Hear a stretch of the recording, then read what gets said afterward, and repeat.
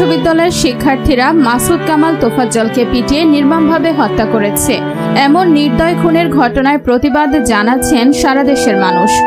বিষয়টি নিয়ে সরব হয়েছেন জনপ্রিয় অভিনেত্রী অপু বিশ্বাস। এক ফেসবুক স্ট্যাটাসে অপু বিশ্বাস লিখেছিলেন, মুগ্ধ, আবু সাইদ সহ যত ভাই শহীদ হয়েছেন কারো রক্ত কখনো রাজপথ থেকে শুকায় নাই। শত শত ভাই এখনো হাসপাতালে, পা নাই, চোখ নাই, কতজন নিখোঁজ এখনো।